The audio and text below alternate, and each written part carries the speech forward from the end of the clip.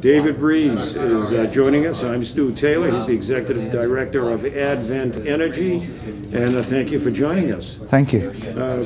We're going to talk about a market, a place I'd love to go. It's Australia.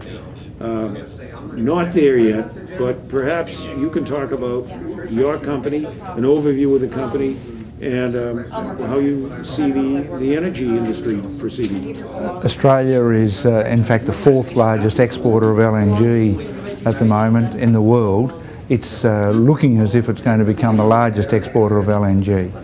Advent as a company is very well positioned in relation to that. We have two projects in the onshore area and the offshore area of Australia.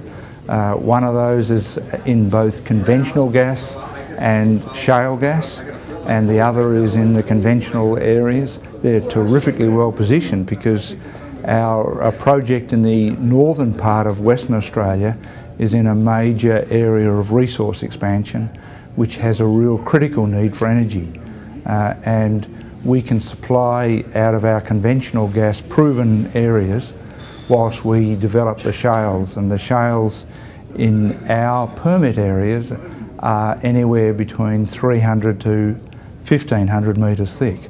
So that's very exciting in terms of a future development. You talk about restrictions, compliance, agencies and regulation here. Is it a little easier to operate in Australia?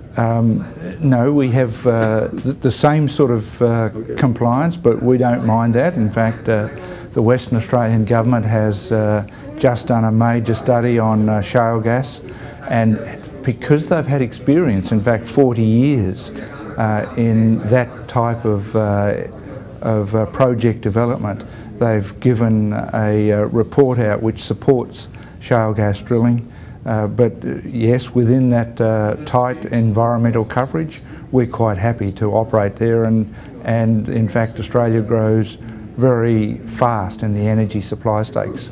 Well, we've seen the constant high prices of gas for years in Europe, $7, $8, $9 a gallon.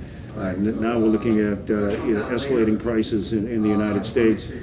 How can you talk about, what can you say about the domestic market for gas in Australia? So the domestic prices have actually moved from $2 to $3 up to of the order of $8 to $10. But in fact, some of the sales of gas as LNG have been up to $13 a gigajoule. And it's because of that rapid increase in demand out of China, India, and in Japan in particular that's driving that market. And even with all of the mooted supply of LNG on a global scale, there still looks like there's going to be a shortfall of around 200 million tonnes a year of LNG. And that means that Australia is well positioned, and we think the prices on a global scale and for Australia in particular are going to remain very good. Advent Energy, David Breeze, in conclusion, what is your impression of this HiAlpha Energy Investment Conference? I'm very happy to be here. We're having some excellent meetings. Thank you. And we're happy to have you. Thanks for joining us.